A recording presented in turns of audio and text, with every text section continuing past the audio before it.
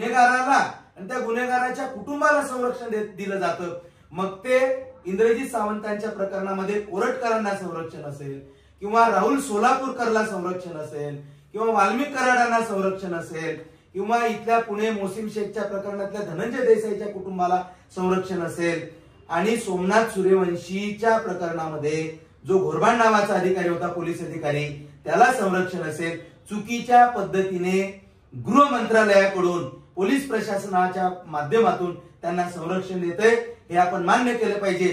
तो जो आरोपी आहे ना स्वारगेट केस मधला त्याचा काही आयुष्यातला पहिला गुन्हा नाही आहे। त्याचा शिरूर आणि शिक्रापूर पोलीस स्टेशन अंतर्गत आतापर्यंत त्याच्यावर 7 ते 9 गुन्हे दाखल आहेत। आयपीसीच्या सेक्शन 392 सारखे गुन्हे त्याच्यावर ऑलरेडी दाखल आहेत। रेकॉर्डवरचा गुन्हेगार आहे, त्यामुळे रेकॉर्डवरच्या गुन्हेगारांची संपूर्ण कुंडली ही पोलीस स्टेशनकडे असते। मग ते बीडच्या संतोष देशमुखांच्या मर्डर केस मधला मुख्य आरोपी जो वाल्मिक कराड आहे, वाल्मिक कराड हा महाराष्ट्र गुन्हा घडला बीडमध्ये, आरोपी सापडतो पुण्यामध्ये, व तो कोणाच्या आश्रयाने या ठिकाणी होता। मी त्या पुण्यातल्या सीपी महोदयांना सुद्धा हा प्रश्न विचारेल की अनेक आरोपी आपल्या पुण्यातच कसे काय सापडतात, याचा सुद्धा सीपी साहेब तुम्ही चौकशी केली पाहिजे। कसले स्टेटमेंट आहेत तुमचे, म्हणजे गुन्हेगाराला वाचवण्याचे स्टेटमेंट तुम्ही करता का काय, ही शंका आमच्या सारख्या वकिलांना। जय संविधान। आज आपण शिवाजीनगर येथे आहोत।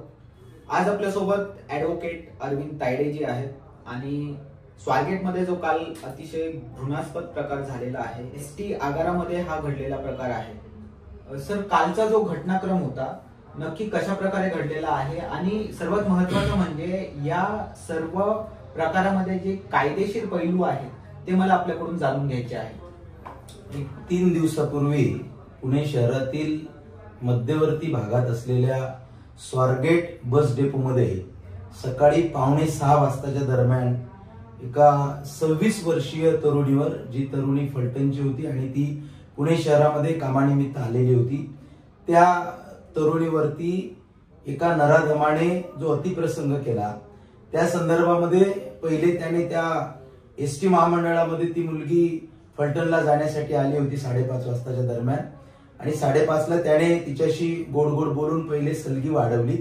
त्याच्यानंतर तिला सांगितलं की फलटण कुठं जायचंय मॅडम तुम्हाला, तर त्या ताई म्हटल्या की मला फलटणला जायचं आहे। मग फलटणची गाडी तर बाजूला लागलेली आहे असं त्याने तिला सांगितलं। तर ती म्हटली कुठे लागली गाडी, मग ती भगिनी गाडी बघण्यासाठी गेली। तिने हे पण सांगितलं की या गाडीमध्ये अंधार आहे, दार बंद आहे, इथं तर कोणीच नाही आहे, ही गाडी काय कशी काय असू शकते। तर तो नराधम तिला म्हणाला की नाही नाही तुम्ही बॅटरी टॉर्च लावून बघा, तुम्हाला मग उजेड दिसेल आणि मग तुम्ही आज जा, लोक येतील, कारण बस ही रात्रीची आहे आणि बस सुद्धा दूर जिथं नेहमी रेग्युलर बसेस लागतात त्याच्या थोडी बाजूला बस त्या ठिकाणी अंधारामध्ये ती उभी होती आणि तिथं मग त्या नराधमाने घेऊन गेल्यानंतर ती भगिनी आत गेली आणि आत गेल्याच्या नंतर त्याने अत्यंत बळजबरीने तिला काही भीती दाखवून, आमिष दाखवून त्या ठिकाणी त्या भगिनीवरती अतिप्रसंग केला आणि अतिप्रसंग केल्याच्या नंतर मग ती भगिनी अत्यंत घाबरलेल्या अवस्थेमध्ये होती आणि भीतीदायक अवस्थेमध्ये असताना मग ती भगिनी मानसिकतेतच नव्हती की आता काय करावं नेमकं हे सगळं घडल्याच्या नंतर, आणि मग ती घरी जाण्यासाठी निघाली। परंतु नंतर जेव्हा तिला काही मित्रांशी तिने संवाद साधला, त्या मित्रांनी तिला धीर दिला आणि मग धीर दिल्याच्या नंतर ती परत त्या स्वारगेट बसस्थानकापासून अत्यंत हाकेच्या अंतरावर असलेलं स्वारगेट पोलीस स्टेशन आहे, त्या स्वारगेट पोलीस स्टेशनला ती भगिनी गेली आणि तिने फिर्याद दिली। फिर्याद दिल्याच्या नंतर स्वारगेट पोलीस स्टेशन अंतर्गत त्या ठिकाणी BNS सेक्शन 64 अंतर्गत गुन्हा दाखल झाला आणि मग गुन्हा दाखल झाल्याच्या नंतर मग पोलिसांनी सीसीटीव्हीच्या माध्यमातून ते सगळे मग नंतर तपास सुरू केला। सीसीटीव्हीच्या माध्यमातून शोध घेण्याचा प्रयत्न केला। सुरुवातीला पोलिसांच्या 8 टीम त्या ठिकाणी तैनात करण्यात आल्या, तपास पूर्ण होत नाही म्हणून मग परत वाढवल्या, अशा 13 तुकड्या तयार केल्या।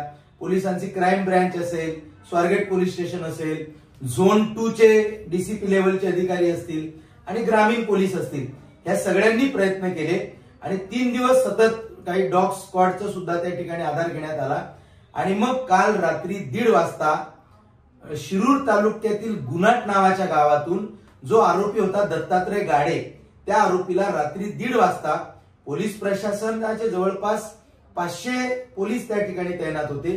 ते जे गुन्हाट नावाचं गाव आहे त्या आरोपी दत्तात्रय गाडेचा एक भाऊ आणि त्या गावातील पब्लिक लोक जवळपास 400 ते 450 लोक अशा 1000-1100 लोकांनी मिळून एक ड्रोन कॅमेऱ्याच्या सहाय्याने त्या आरोपीला त्या ठिकाणी पकडण्यात आलं.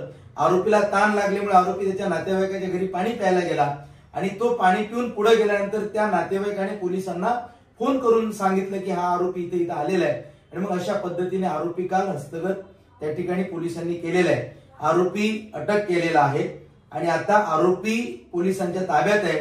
आज दुपारी 2 वाजता पोलीस त्याला शिवाजीनगर जिल्हा व सत्र न्यायालयामध्ये त्याला हजर करणार आहेत मॅजिस्ट्रेटच्या समोर. अरविंद तायडेजी, आपण जवळजवळ 8 वर्ष झाले प्रॅक्टिस करत आहात आणि ज्या पद्धतीने पुणे शहरामध्ये सातत्याने अशा प्रकारच्या केसेस घडत आहेत आणि जे वरिष्ठ मंडळी आहेत किंवा जे या MSRTC मधली जे काही वर्ग आहे किंवा पोलिसांमधला एक जो वरिष्ठ वर्ग आहे त्यांच्याकडून ज्या प्रकारचे दुर्दैवी स्टेटमेंट्स आलेले आहेत की एक प्रकारचं विक्टिम ब्लेमिंग केलं जात आहे, तर त्याबद्दल काय सांगायला पाहिजे? अगदी बरोबर आहे. परवाच्या दिवशी मी सुद्धा ही घटना घडल्याच्या नंतर DCP झोनच्या अधिकारी आदरणीय स्मार्तना पाटील मॅडम यांचा 8 मिनिटाचा व्हिडिओ आहे. त्या 8 मिनिटाच्या व्हिडिओमध्ये एक 5 ते 6व्या मिनिटाला त्या हस्तांनी सुद्धा दिसतात. म्हणजे या घटनेचं गांभीर्य त्यांना किती हा सुद्धा प्रश्न निर्माण होतो. त्याच्यानंतर त्या काही गोष्टी व्हिक्टिम ब्लेमिंग म्हणून सांगण्याचा प्रयत्न करतात की त्या फिर्यादीने व्हिक्टिमने आरडाओरड केली नाही, पब्लिक मध्ये होत्या, आरडाओरड करायला हवी होती, त्याच्या बाजूला 1-2 ड्रायव्हर दिसतात आणि त्या फलटणला गेल्याच्या नंतर अर्ध्या रस्त्यात गेला. हे माझं म्हणणं आहे की वकील म्हणून मी बोलतो की हे it's none of your business. हे तुम्ही सांगण्याची गरज नाहीये की त्या व्हिक्टिमच्या बाजूने तुम्ही बाजू मांडली पाहिजे. त्या गुन्हेगाराला, आरोपीला जास्तीत जास्त कठोर शिक्षा BNAच्या सेक्शन 64 अंतर्गत कशी होईल या दृष्टीने तुमचं स्टेटमेंट असलं पाहिजे. ते स्टेटमेंट तुमचं दुर्दैवाने अशा पद्धतीचं मीडिया समोर येणं हे सुद्धा अत्यंत चुकीचं आहे, धोकादायक आहे. त्यांचे स्टेटमेंट धोकादायक आहे. त्यानंतर या महाराष्ट्र राज्याचे गृहराज्यमंत्री योगेशजी कदम यांनी तर म्हणजे कळसच रचलेला आहे की ते म्हणतात की त्या महिलेने जर आरडाओरड केली असती तर कदाचित गुन्हा घडला नसता. कसले स्टेटमेंट आहेत तुमचे? म्हणजे गुन्हेगाराला वाचवण्याचे स्टेटमेंट तुम्ही करता का काय, ही शंका आमच्या सारख्या वकिलांना या ठिकाणी येते. आम्ही मागील 8 वर्षापासून या कोर्टामध्ये केसेस लढतोय. मग ते JMFC असेल किंवा सेशन कोर्ट असेल, त्या ठिकाणी आम्ही केसेस लढताना जेव्हा मॅटर बोर्डावर लागतात, चार्जशीट दाखल झाल्याच्या नंतर मग मॅटर चालवताना, ह्या ट्रायल चालताना अत्यंत गंभीर परिस्थिती होते आणि मंत्री महोदय जर असे बोललात तर ते मंत्री महोदय बोललेलं रेकॉर्डेड असतं आणि ते रेकॉर्डेड मग डिफेन्स लॉयर त्याचा कदाचित कुठेतरी वापर करतात आणि मग केस लूज होण्याचे प्रयत्न त्या ठिकाणी होतात.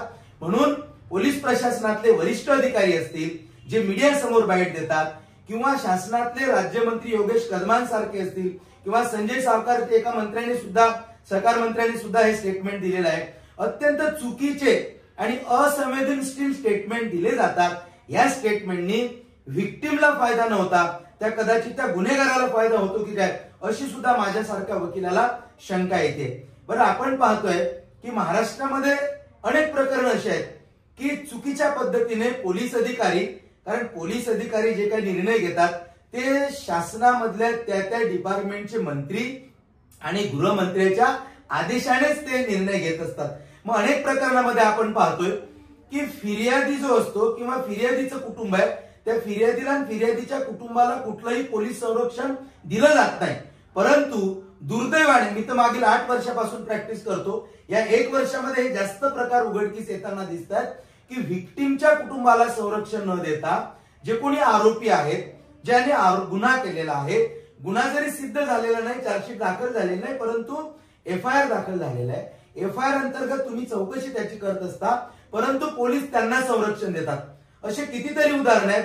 मग ते बीडच्या संतोष देशमुखांच्या मर्डर केस मधला मुख्य आरोपी जो वाल्मिक कराड आहे, वाल्मिक कराड हा महाराष्ट्र गुन्हा घडला बीडमध्ये, आरोपी सापडतो पुण्यामध्ये, व तो कोणाच्या आश्रयाने या ठिकाणी होता. मी तर पुण्यातल्या CP महोदयांना सुद्धा हा प्रश्न विचारेल की अनेक आरोपी आपल्या पुण्यातच कसे काय सापडतात, याचा सुद्धा CP साहेब तुम्ही चौकशी केली पाहिजे. तुम्ही थोडंसं इंट्रोस्पेक्शन त्याचं केलं पाहिजे। आणि या वाल्मिक कराडला सुद्धा पोलिसांच्या संरक्षणामध्ये तो पळून जातो, हे एक उदाहरण आपल्याला दिसतं। नंतर त्याला पोलीस संरक्षण दिलं जातं, हे अत्यंत चुकीचं आहे। त्यानंतर राहुल सोलापूरकर सारखा मनुवादी किडा हा डॉक्टर बाबासाहेब आंबेडकरांच्या विरोधामध्ये, छत्रपती शिवाजी महाराजांच्या विरोधामध्ये गरळ ओकतो आणि त्याला तुम्ही संरक्षण देताय। पोलिसांचे 100-200 पोलीस त्याच्या घरासमोर 10-10, 12-12 दिवस 24-24 तास तैनात असतात। डीसीपी लेवलचे अधिकारी तिथे असतात, एसीपी लेवलचे सिनियर पीआय अधिकारी तिथे असतात। हे सुद्धा पोलीस प्रशासनाचं कुठेतरी चुकताना दिसतं। हे असेल किंवा ते इंद्रजित सावंत सर जे आहेत इतिहास तज्ञ, ते रिसर्च करतात। सर रिसर्च करणाऱ्या व्यक्तीला एक कोरटकर नावाचा व्यक्ती जेव्हा धमकी देतो आणि धमकी दिल्यानंतर इंद्रजित सावंत सरांना तुम्ही प्रोटेक्शन सोडून देता आणि त्या कोरटकरांना प्रोटेक्शन देताय, तो पोलीस संरक्षणामध्ये तो त्या ठिकाणी ऍब्स्कॉन्ड होतो। एखादा एफआयआर झाल्याच्या नंतर पहिले जो सेक्शन आपलं सीआरपीसी होता, त्याला तुम्ही जो सेक्शन 41 ची नोटीस देऊन त्याला तुम्ही चौकशीसाठी बोलवत होता, डिटेन करत होता। आता कदाचित अशी सुद्धा आम्हाला शंका येते की पोलिसांच्या संरक्षणामध्ये हे आरोपी कसे काय ऍब्स्कॉन्ड होऊ शकतात, याच्यावर सुद्धा चौकशी झाली पाहिजे। आणि ज्या ज्या पोलिसांच्या मदतीने हे आरोपी ऍब्स्कॉन्ड होतात त्या पोलिसांवर सुद्धा बडतर्फतेची कारवाई झाली पाहिजे। मग ते सीपी साहेब असतील, डीसीपी साहेब असतील, जॉईंट सीपी साहेब असतील किंवा ग्रामीणचे एसपी साहेब असतील किंवा एसीपी लेवलचे कुठल्याही दर्जाचे पोलीस अधिकारी असतील, परंतु यांच्यावर चौकशी झाली पाहिजे। आणि जे गृहमंत्री योगेश कदम कालच्या स्वारगेटच्या स्टेटमेंटमध्ये चुकीचं बोलले, यांच्यावर सुद्धा एखादी एसआयटी नेमून त्याच्यावर सुद्धा चौकशी झाली पाहिजे असं मला वाटतं। आपण पाहतोय की पुणे शहरामध्ये महिला कुठेही सुरक्षित असताना आपल्याला दिसत नाहीये। एक मागच्या 2 महिन्यापूर्वी बापदेव घाटामध्ये जो महिलेवरती अतिप्रसंग झाला होता, त्या अतिप्रसंगाच्या 100 मीटर अंतरावरती एक पोलिसांची, एक ज्याला आपण म्हणतो की हे पोलीस मदत केंद्र होतं, एका पोलीस मदत केंद्र होतं, पण त्या पोलीस मदत केंद्राच्या तिथं सीसीटीव्ही कॅमेरे सुद्धा नाहीत। त्या पोलीस मदत केंद्रामध्ये एकही पोलीस त्या ठिकाणी उपलब्ध नाही। मग पोलीसच उपलब्ध नसेल तर ते जे पोलीस मदत केंद्र आहे ते उभं तरी कशासाठी ठेवताय? नुसतं चालणाऱ्यांना ते दिसलं पाहिजे याच्यासाठीच का? त्या ठिकाणी सुद्धा पोलीस प्रशासन अपयशी झालेलं आहे। त्यानंतर मुंढवा पोलीस स्टेशनच्या अंतर्गत एक पॉक्सोचा गुन्हा दाखल झालेला आहे, तिथे सुद्धा पोलीस प्रशासनाने आरोपी अटक उशिरा केलेला आहे। स्वारगेटच्या प्रकरणामध्ये जो परवाचा गुन्हा, तो त्या महिलेने, त्या निर्भयाने प्रकरण समोर आलं म्हणून तो गुन्हा उघडकीस तरी आला। याच्या आधी तिथं अनेक प्रकारे असे बलात्कार झालेले आहेत, हे आपल्याला त्या ठिकाणी दिसतंय। तुमच्यासारख्या पत्रकार महोदयांना मी विनंती करेल की आम्ही काल त्या ठिकाणी गेलो होतो, तिथं आम्ही चौकशी केली तर अनेक बसेस बंद पडलेल्या आहेत। जी शिवशाही बस छत्रपती शिवाजी महाराजांच्या नावाने यांनी सुरू केलेली आहे, हे बोलताना सुद्धा माझ्यासारख्या वकिलाच्या अंगावरती शहारे येतात। आणि अशा बसेसमध्ये त्या ठिकाणी यूज केलेले कंडोम दिसतात, साड्या दिसतात, दारूच्या रिकाम्या बाटल्या दिसतात। हे आतापर्यंत पोलीस प्रशासन थांबू शकलं असतं। परवाच्या दिवशी डीसीपी झोन 2 चे अधिकारी म्हणतात, स्मार्तना पाटील मॅडम, की या ठिकाणची जी सुरक्षितता आहे ते पोलिसांच्या ताब्यात नाही। असं कसं तुम्ही स्टेटमेंट करू शकता की या ठिकाणी पोलिसांची जी गस्त असते, रात्रीच्या वेळेला पेट्रोलिंग करणारे पोलीस असतात, हे प्रकरण जर तुमच्या उघडकीस आलं नाही तर याच्या आधी जे काही कृत्य घडले एक सुद्धा प्रकरण पोलिसांना का दिसून येत नाही? आमचं तर म्हणणं असं असेल की या ठिकाणी ते जे स्वारगेट पोलीस स्टेशनचे जे सिनियर पीआय उंद्रे साहेब आहेत त्यांची सुद्धा इन्क्वायरी या माध्यमातून केली पाहिजे की आतापर्यंत पोलीस त्या ठिकाणी पेट्रोलिंगला एकही प्रकरण उघडकीस कसं येत नाही। ह्या ज्या ज्या गोष्टी त्या बंद पडलेल्या बसेसमध्ये खच आपल्याला दिसतो, ज्या यूज झालेल्या आहेत त्या आतापर्यंत कोणी यूज केल्या, कधी यूज केल्या, कशा प्रकारे यूज केल्या, याचा तपास तुम्ही करणार नाहीये। पोलीस प्रशासनाने त्याचा तपास करावा, हा अँगल चेक केला पाहिजे। त्या ठिकाणी पोलिसाचं सपशेल अपयश त्या ठिकाणी दिसून येतं। स्वारगेटचं प्रकरण असेल किंवा मध्यंतरी सदाशिवपेठेमध्ये एका मुलीवरती त्या ठिकाणी एका नराधमाने कोयता मारण्याचा प्रयत्न केला, तिथेही पोलीस प्रशासन, महिला सुरक्षित नाहीये। 2 दिवसापूर्वी खडकीमध्ये जे कॅब असतात, ओला उबेरच्या ज्या कॅब आहेत, त्या एका कॅब मध्ये एका महिलेवरती त्या ठिकाणी दमदाटी करण्याचा प्रयत्न केला, तिचा विनयभंग करण्याचा प्रयत्न केला, म्हणजे महिला त्या कॅब मध्ये सुद्धा सुरक्षित नाहीत। पुणे शहरामध्ये आजच्या घडीला तशी परिस्थिती दिसून येते की महिला कुठे सुरक्षित आहेत, इथल्या पोलीस प्रशासनाने ते सांगावं, उलट त्यांना बक्षीस देण्याची वेळ या ठिकाणी वकिलांवरती आलेली आहे असं मला वाटतं. ज्या पद्धतीने विक्टिम ब्लेमिंग केले गेलेले, कारण की मुद्दा हा मी पुन्हा अशासाठी उचलला आहे की ज्यावेळेस सोमनाथ सूर्यवंशी सारखा एक जो वकिलीचा अभ्यास करणारा व्यक्ती होता त्याची पोलीस कस्टडीमध्ये डेथ झालेली आहे आणि त्यानंतर त्यांच्या आईंना पोलीस प्रोटेक्शन दिलं गेलं पाहिजे होतं, कारण की इथूनच जवळ जे हडपसर आहे तेथे मोहसिन शेखची जी एक केस आहे ती केस समोर येते की जिथे पूर्णच्या पूर्ण ती फिर्यादी जी होती फॅमिलीतले जे सदस्य होते सगळ्यांना संपवलं गेलेलं आहे. तर अशा प्रकारचे गुन्हे ज्यावेळेस घडत आहेत आणि गुन्हेगारांनाच पोलीस प्रोटेक्शन दिलं जात आहे, तर काय सांगाल तुम्ही? तुम्ही विचारलेला प्रश्न अगदी योग्य आहे की पुणे शहरामधलं मोहसिन शेखचं जे प्रकरण होतं त्या प्रकरणामध्ये धनंजय देसाई नावाचे जे आरोपी होते, आम्ही कोर्टामध्ये सुद्धा पाहिलेलं आहे की त्या धनंजय देसाईच्या कुटुंबाला ते गुन्हेगार आहेत, त्या गुन्हेगाराला पोलिसांचं संरक्षण होतं, परंतु मोहसिन शेखच्या कुटुंबाला कुठलंही संरक्षण दिसत नाहीये. आणि दुर्दैवाने मोहसिन शेखची फॅमिली हे इथल्या म्हणजे प्रस्थापित आपण त्यांना म्हणू की शासन आणि प्रशासनाने रचलेला तो कट आहे. पहिले आयपीसी मध्ये जो सेक्शन 120B होता, एखादा कट रचून त्या ठिकाणी कुटुंब संपवणे, अशा पद्धतीने मोहसिन शेखचं कुटुंब एका गुन्हेगाराच्या रूपाने ते संपवण्यात आलेलं आहे. हा माझा वकील म्हणून एक आरोप आहे. आणि दुसरं तुम्ही जे उदाहरण दिलंय की परभणी मधलं शहीद सोमनाथ सूर्यवंशीचं प्रकरण, की त्यांचं जे डेथ आहे ती कस्टोडियल डेथ आहे आणि त्या कस्टोडियल डेथ मध्ये सुद्धा त्यांच्या कुटुंबाला आजही आपण पाहतो की कुठल्याही प्रकारचं संरक्षण पोलिसांचं नाहीये. त्या सोमनाथ सूर्यवंशीची जी आई आहे बिचारी, ती टाहो पुढून सांगतेय की माझ्या मुलाचा मर्डर कसा झाला. एक लॉ शिकणारा मुलगा, लॉचा अभ्यास करणारा मुलगा, या ठिकाणी पोलीस प्रशासनाने त्याचं जीवन उद्ध्वस्त केलेलं आहे, परंतु तरीही त्या सोमनाथ सूर्यवंशीच्या कुटुंबाला कुठल्याही प्रकारचं संरक्षण आपल्याला दिसत नाहीये.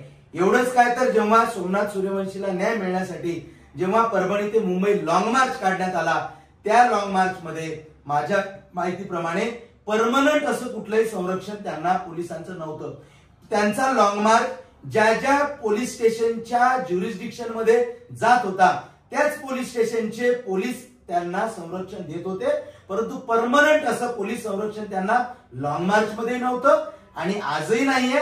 म्हणूनच त्यांचा लॉंग मार्च काही राजकीय लोकांनी दडपण आणून दबाव आणून त्याच्यावरती तो लॉंग मार्च सुद्धा खोडा घातलाय आणि लॉंग मार्च मध्येच त्यांना न्याय न मिळता तो संपवलेला आहे. मग आता माझ्यासारख्या वकिलाला सुद्धा असा संशय येतो, अशी भीती व्यक्त होत आहे, ज्या पद्धतीने पुण्यातील मोहसिन शेखच्या प्रकरणामध्ये त्यांचं कुटुंब संपवलं तसं सोमनाथ सूर्यवंशीच्या कुटुंबाला सुद्धा धोका दिसून येतोय असं मला त्या ठिकाणी वाटतं. त्याचं कारण असं, आपण प्रत्येक प्रकरणामध्ये बघा की पोलीस प्रशासनाने जे कोणी व्हिक्टिम आहेत, व्हिक्टिमला आणि व्हिक्टिमच्या कुटुंबाला कुठलंही संरक्षण दिसत नाहीये, परंतु जे कोणी आरोपी आहेत, गुन्हेगार आहेत, जरी त्यांच्यावर आरोप सिद्ध झाला नाही, चार्जशीट दाखल झालं नाही, तरीही त्यांच्यावर मात्र गुन्हा तर घडलाच ना, FIR आपल्याकडे आहेच ना, प्रायमा फेसी पुरावे आपण गोळा केलेच ना.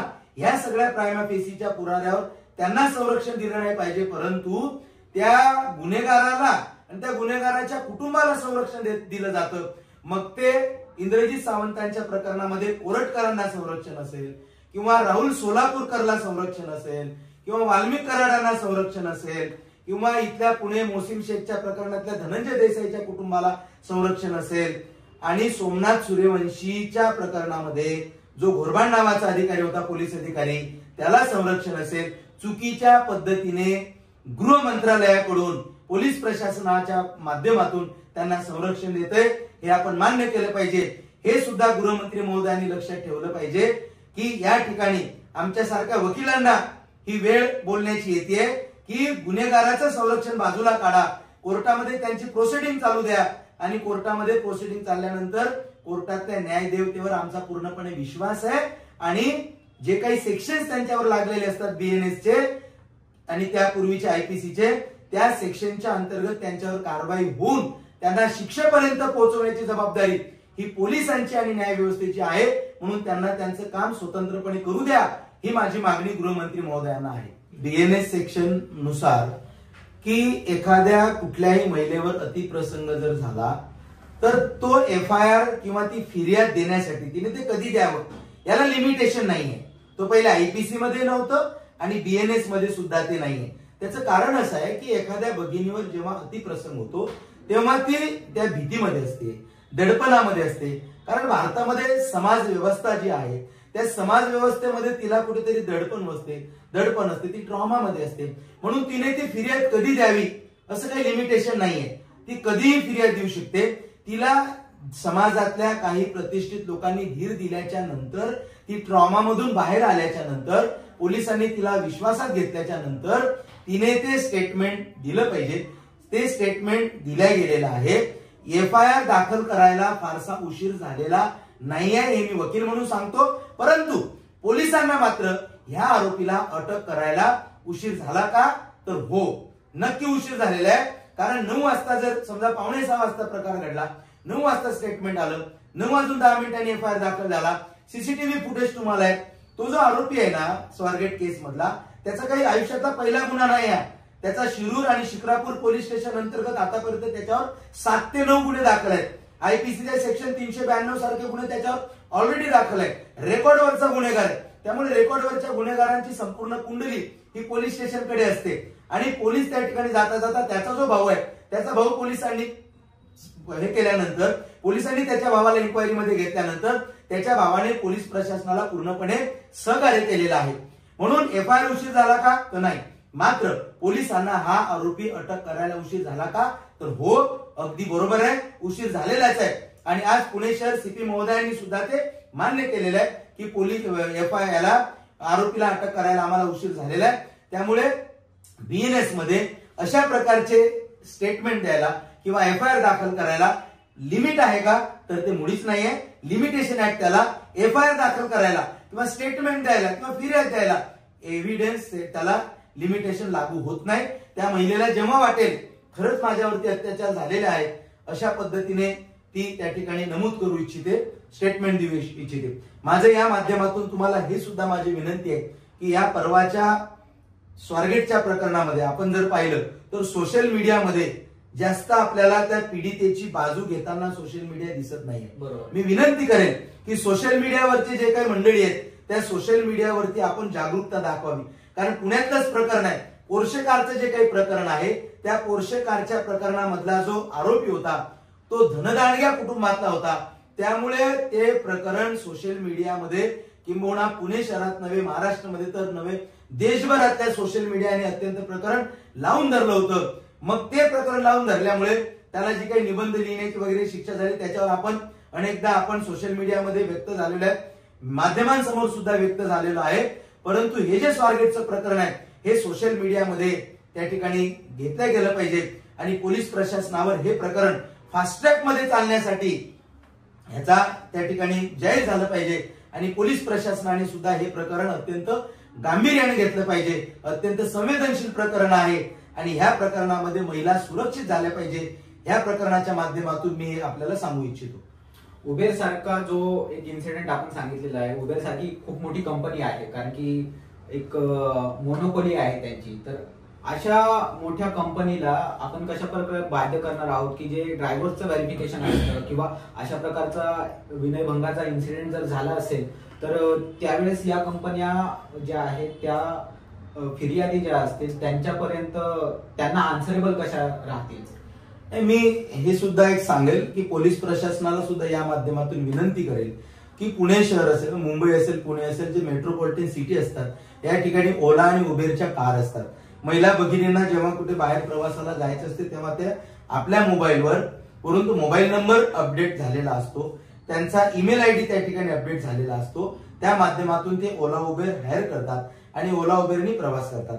मग असे ते प्रवास करत असताना त्या कारमध्ये जर त्यांच्यावर काही विनयभंग झाला किंवा अतिप्रसंग झाला तर अशा वेळेला पोलीस प्रशासन काय करतं की गुन्ह्यामध्ये त्या एफआयआर मध्ये फक्त त्या ड्रायव्हरचाच उल्लेख करून त्यालाच दोषी धरतं किंवा त्यालाच गुन्हेगार धरतं, हे योग्य आहे. पण त्याच्यासोबतच त्या गुन्ह्यामध्ये सहआरोपी म्हणून, म्हणजे पहिले आयपीसी मध्ये जो सेक्शन 34 होता, म्हणजे सारखं सेम इंटेन्शन असण्याचा, त्याच्यामध्ये ओला आणि उबेर सारख्या कंपनीला सुद्धा घेतलं पाहिजे. त्याचं कारण असं आहे की ओला उबेर काय करतं, आपण एखादी कॅब बुक केली, कॅब बुक केल्यानंतर आपला प्रवास संपला, आपण त्यांना जे काही हायर पैसे झालेले आहेत तेवढे चार्जेस देतो, आपण आपल्या घरी जातो, तो त्याच्याकडे जातो. परंतु ओला उबेरचं असं कुठल्याच प्रकारचं अशी यंत्रणा नाहीये की तुमच्यावर तुम्ही जे काही ही ओला उबेरची कॅब हायर केली होती त्या कॅबचा तुम्हाला जी सर्व्हिस मिळाली ती सर्व्हिस कशी मिळाली, मग तुम्हाला चांगली मिळाली, वाईट मिळाली, काही त्यात सुधारणा केल्या पाहिजे का आम्ही, अशा प्रकारचं कुठल्याही कस्टमरचं फीडबॅक घेणारी यंत्रणा ओला उबेरकडे नाहीये. ओला उबेरने सुद्धा ती यंत्रणा कस्टमर कडून फीडबॅक घेण्याची यंत्रणा ती अद्ययावत करावी आणि पोलीस प्रशासनाने सुद्धा अशा प्रकारानं, आता मला आठवते की या ठिकाणी खडकीमध्ये जो प्रकार घडला त्यामध्ये आरोपी फक्त कॅबचा चालकच त्या ठिकाणी आरोपी आहे, परंतु कॅबचे जे मालक आहेत ते पण आरोपी केले पाहिजे. कारण पोलिसांनी सुद्धा जेव्हा कॅब दिल्या जातात, कॅब असतात ओला उबेरला, तेव्हा त्या ड्रायव्हरचं पोलीस व्हेरिफिकेशन केलं का, त्याचं चारित्र्याची पडताळणी केली का, ह्याचं सुद्धा व्हेरिफिकेशन केलं पाहिजे. कोणीतरी असे भयंकर गुन्हे करणारे गुन्हेगार जर त्या कॅबचे ड्रायव्हर असतील तर त्यांची मानसिक वृत्ती ही विखारी वृत्ती असते, अशा प्रकारचे कृत्य ते करतीलच असं आपण असं समजून घेतलं पाहिजे. त्याच्यामुळे पोलीस व्हेरिफिकेशन त्यांचं केलं पाहिजे आणि अशा गुन्ह्यामध्ये ओला उबेरला सुद्धा त्या ठिकाणी सहआरोपी केलं पाहिजे असं माझ्यासारख्या वकिलाला वाटतं. आणि ओला उबेरनी सुद्धा एक सिस्टीम त्यात अपडेट केलीच पाहिजे की कस्टमर फीडबॅक म्हणून, कारण तुमच्याकडे मोबाईल नंबर असतात, त्यांची मेल आयडी असतात, त्या माध्यमातून तुम्हाला फीडबॅक घेणं सोपं आहे, परंतु तुम्ही नुसतं सर्व्हिस म्हणून ते करत नाही आहात. कदाचित ते पैसे कमवण्याचा गोरख धंदा म्हणून तुम्ही तो करता.